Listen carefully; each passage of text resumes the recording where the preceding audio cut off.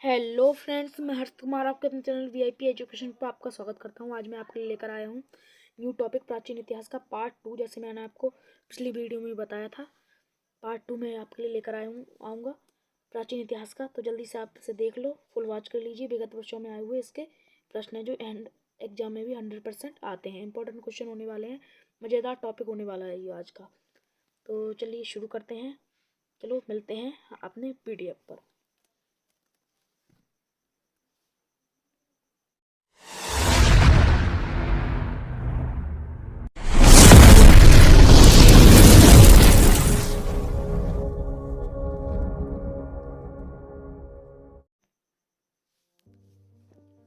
जैसे फ्रेंड्स, मैंने आपको यहाँ तक कवर करा दिया था, पेज नंबर 8 तक प्राचीन इतिहास का PDF।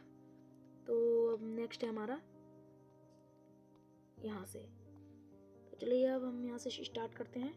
और फ्रेंड्स, मैं आपको एक बात क्लियर कर दूँ, हम इसको शॉर्ट्स में करेंगे। शॉर्ट्स में हम इसको पूरा क्लियर कर लेंगे क्योंकि एग्ज़ाम का टाइम भी हमारे पास बहुत कम है। तो जल्दी से हम इन्हें कर लेते हैं सॉल्व, और शॉर्ट में करेंगे, ज़्यादा टाइम नहीं लगेगा। और शॉर्ट में जैसे जैसे मैं आपको बताऊंगा वैसे ही एग्जाम में आपको हेल्प मिलेगी। शॉर्ट में हम सारा क्लियर कर लेंगे। तो चलिए स्टार्ट करते हैं।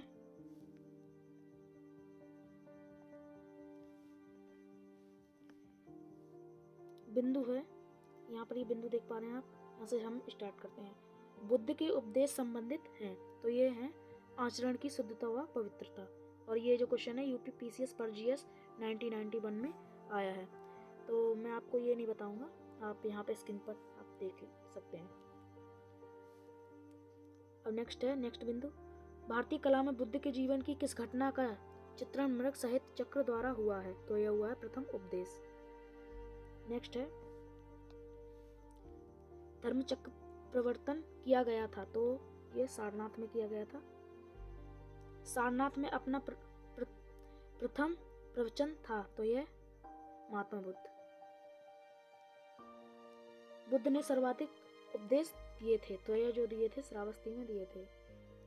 बौद्ध संघ में भिक्षुओं के रूप में स्त्रियों के प्रवेश की अनुमति बुद्ध द्वारा दी गई थी, तो यह वैशाली में दी गई थी। बुद्ध के जीवन काल में ही संघ प्रमुख होना चाहता था, तो यह देवदत्त होना चाहता था।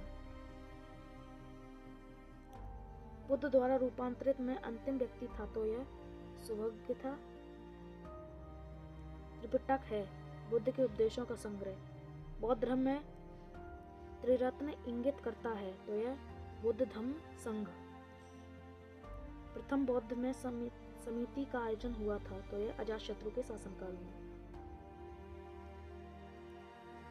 संसार अस्थि और क्षणिक वह कथन था, जो यह था बौद्ध। और फ्रेंड्स, ये बहुत ही मेन बिंदु है जो मैंने अभी आपको बताया था। आप इसे अच्छे से कवर कर लीजिएगा, और ये हर साल क्वेश्चन आते हैं इसमें। नेक्स्ट है,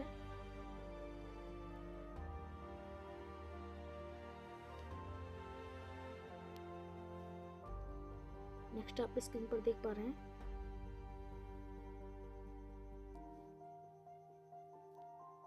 वह बौद्ध ग्रंथ जिसमें संघ के जीवन के नियम प्राप्त होते हैं, विनय पिटक। और नेक्स्ट है, विदेशी राजा जिसने समुद्रगुप्त से अनुरोध किया था कि उसे भारत में बौद्ध विहार बनाने की अनुमति दी जाए, वह था, तो वो मेघवर्मन था।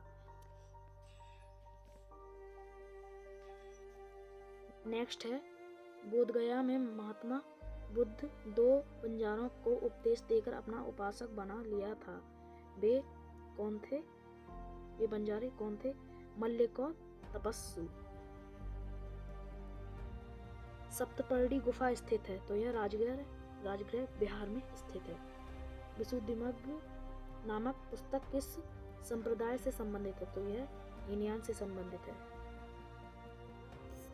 सुनीता के सिद्धांत पर सर्वप्रथम प्रतिपादन करने वाले बौद्ध दार्शनिक का नाम है, तो यह नागार्जुन है। और नेक्स्ट, उत्तर प्रदेश में बौद्ध एवं जैनियों द्वारा की प्रसिद्ध तीर्थ स्थली है, तो यह कौशाम्बी है।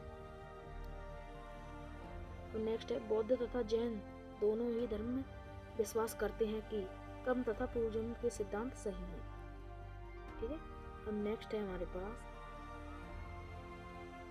आप इन्हें अच्छे से कवर कर लीजिएगा दोस्तों, बहुत ही मेन टॉपिक है ये जो मैं आपके लिए लेकर आया हूँ। नेक्स्ट है अफगानिस्तान का बामियान प्रसिद्ध था, तो ये बुद्ध के प्रतिमा के लिए। देश में मूर्ति पूजा की नवी रखी गई थी बौद्ध धर्म। वह काल जिसमें बुद्ध की खड़ी प्रतिमा बनाई गई, कुषाण काल। भूमि स्पर्श मुर्दा की सारनाथ बुद्ध प्रतिमा संबंधित है और यह गुप्त काल से है। विक्रमशिला बिहार का संस्थापक थे, तो यह धर्मपाल थे। कहाँ के स्तूप के उत्खनन में सारिपुत्र के अवशेष प्राप्त हुए हैं, तो यह सांची में हुए हैं। वह बौद्ध पवित्र स्थल जो निरंजना नदी पर स्थित है, तो यह बोध गया में स्थित है। एशिया के ज्योतिपुंज के तौर पर जाना जाता है, तो यह गौतम बुद्ध के तौर पर जाना जाता है। गौतम बुद्ध के समय का प्रसिद्ध वैद्य जीवक जिसके दरबार में संबंधित था, बिंबिसार। बुद्ध कौशाम्बी किसके राज्यकाल में आए थे, तो यह उदयन के राज्यकाल में आए थे। तिब्बत में बौद्ध धर्म के सुधार में महती भूमिका निभाने वाले उपाध्याय अतीश किस बिहार के प्रसिद्ध विद्वान थे, तो यह विक्रमशिला के विद्वान थे। नेक्स्ट है अर्धनारीश्वर मूर्ति में आधा शिव तथा आधा पार्वती प्रतीक है, तो यह देव और उसकी शक्ति का योग। ये बहुत ही महत्वपूर्ण है, अभी भी पिछली वीडियो में मैंने आपके लिए बताया था, ये 2 बार आ गया फ्रेंड्स। अब नेक्स्ट है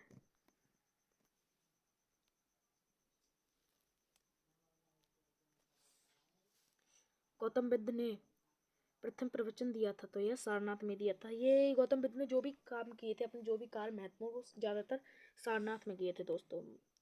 भारत में सर्वप्रथम मानव मूर्तियों की पूजा हुई थी, तो ये बुद्ध की हुई थी सर्वप्रथम। भारतीय काल में बुद्ध के जीवन की वह घटना जिसका चित्रण मृग सहित चक्र द्वारा हुआ है, तो यह प्रथम उपदेश। अब नेक्स्ट है फ्रेंड्स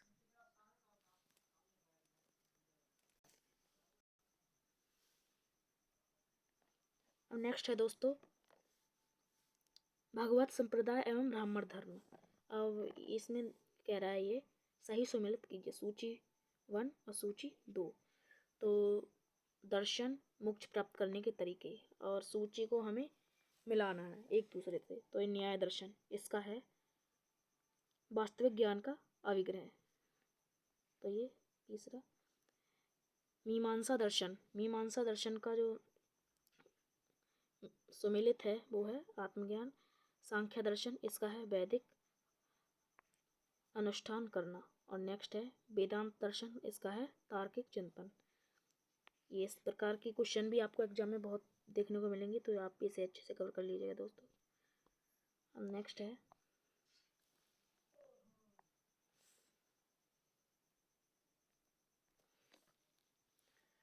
वह देवता जिसको कला में हल लिए प्रदर्शित किया गया है, तो यह बलराम को किया गया है।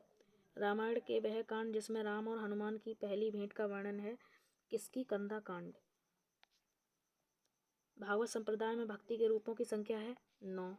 ये बहुत ही इंपॉर्टेंट है, आप इसे अच्छे से कवर कर लीजिएगा। और ये यूपी UDA LDA पर 210 में है। तुम्हारा अधिकार कर्म पर है, फल की प्राप्ति पर नहीं। यह ग्रंथ किसने कहा था? किसमें कहा गया है एंड किसने कहा था? श्री कृष्ण ने कहा था, और यह गीता में भी लिखा है। मनुष्य को काम या कर्म करते रहना चाहिए दोस्तों। जैसे भगवत गीता में श्री कृष्ण ने कहा है, फल की चिंता नहीं करनी चाहिए, कर्म करते रहना चाहिए, फल आपको खुद पे खुद मिल जाता है। और नेक्स्ट है मोक्ष के साधन के रूप में ज्ञान, कर्म तथा भक्ति को समान महत्व देता है, तो ये भगवत गीता। मोक्ष के साधन के रूप में, जैसे मोक्ष के साधन के रूप में कर्म तथा भक्ति को समान जो महत्व होता है, धर्म से सारे धर्म को समान रखने का जो महत्व देता है, वो भागवत गीता देता है। इसमें कोई भी भेदभाव नहीं किसी भी धर्म को लेकर। भागवत धर्म से संबंधित प्राचीन अभिलेखीय साक्ष्य मिलता है, तो यह हेलियोडोरस का बेसनगर अभिलेख से मिलता है। आदि शंकराचार्य द्वारा स्थापित 4 मठ स्थित हैं, जोशीमठ, द्वारकापुरी, श्रृंगेरी। नए नार थे, यह शैव धर्मानुयायी थे। ठीक है। अब नेक्स्ट है दोस्तों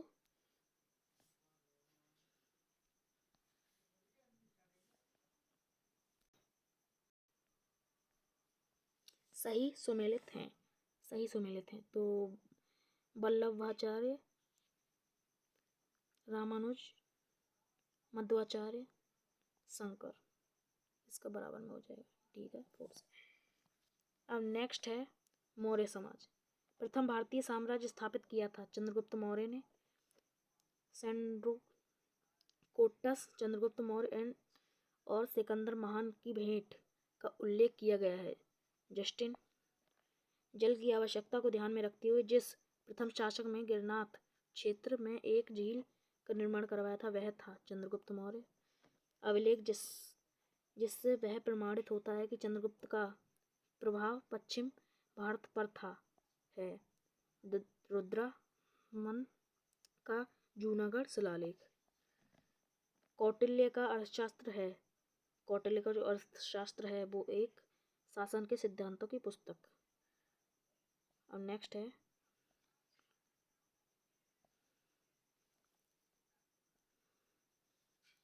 किसकी तुलना मैकियावेली के प्रिंस से की जाती है, तो यह कौटिल्य का अर्थशास्त्र।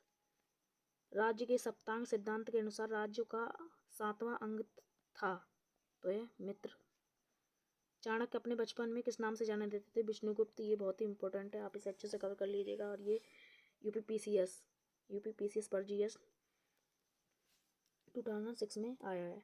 अर्थशास्त्र के अनुसार सीता भूमि का अभिप्राय है जनजातियों द्वारा जोती जाने वाली भूमि। 10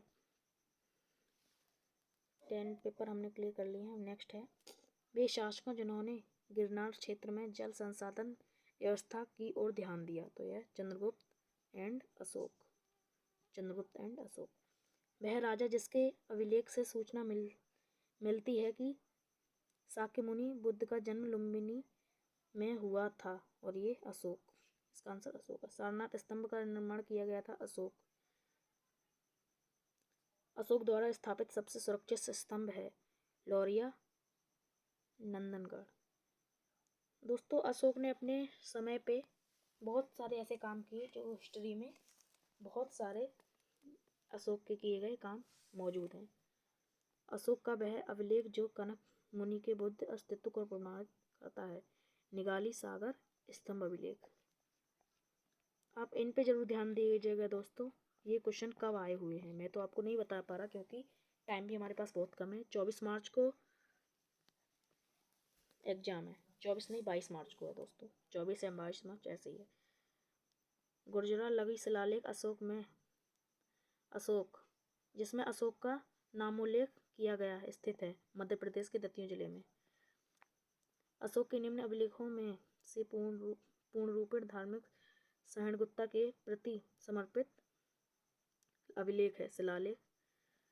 ब्राह्मी लिपि को सर्वप्रथम पढ़ा जेम्स प्रिसेप।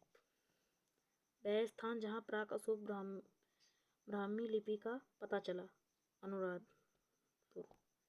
और नेक्स्ट है दोस्तों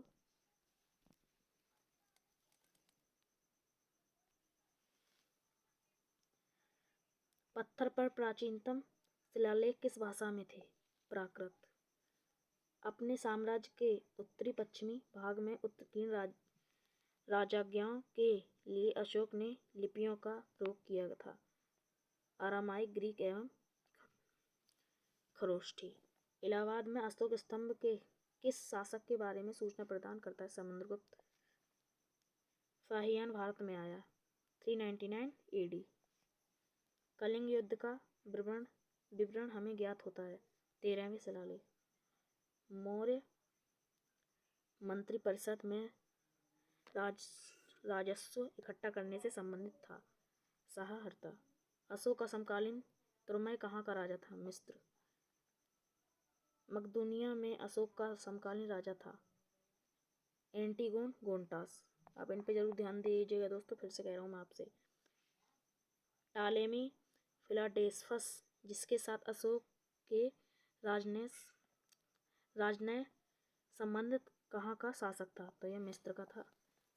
एक इतिहासकार के अनुसार शिलालेखों में अशोक ने जिस धर्म का प्रतिपादन किया है वह वस्तु राजधर्म है, फ्लीट। अब नेक्स्ट है दोस्तों,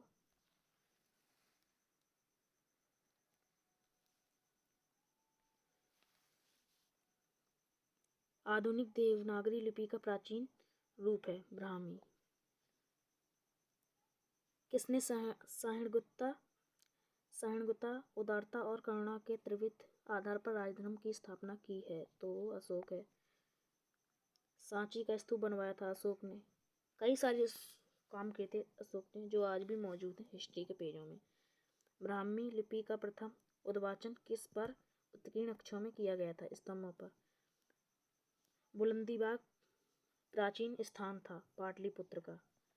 मौर्यकाल में तक्षशिला के प्रसिद्ध शिक्षा केंद्र के बारे में किन वर्णों के खोले गए थे? ब्राह्मणों, क्षत्रियों और वैश्यों के लिए। मौर्यकाल में दंड विधान थे काफी कठोर। काल से प्रसिद्ध है अशोक के शिलालेख के कारण। अब इन पर जरूर ध्यान दीजिएगा दोस्तों, आपको ताकि पता चले, आपको विश्वास हो सके कि ये क्वेश्चन विगत वर्षों में आए हुए हैं। चाणक्य का दूसरा नाम था विष्णुगुप्त, जो बचपन में चाणक्य इसी नाम से जाने जाते थे। चंद्रगुप्त मौर्य ने अपने अंतिम दिन व्यतीत किए श्रवण बेलगोला में। अशोक का वह अभिलेख जिसमें धार्मिक सहिष्णुता के सिद्धांत हैं, शिलालेख। दोस्तों अब हमारी जो वीडियो है यहाँ पर एंड होती है। हमारे जो PDF के प्राचीन इतिहास के जो शॉर्ट्स थे, शॉर्ट्स PDF थी मैंने आपके लिए बनाई थी, वो 11 पेज की थी, अब वो हमने कवर कर ली है। अगर आपको हमारा वीडियो यूज़फुल लगे या पसंद आया हो तो आप प्लीज़ इसे एक लाइक ज़रूर कर देना। और अभी तक आप चैनल पर नए हैं और सब्सक्राइब नहीं किया तो जल्दी से सब्सक्राइब कर दो मुझसे जुड़े रहने के लिए, गवर्नमेंट एंड कंपटीशन एग्जाम की तैयारी करने के लिए। जल्दी सब्सक्राइब कर दो और मिलते हैं अब नेक्स्ट वीडियो में, तब तक के लिए बाय।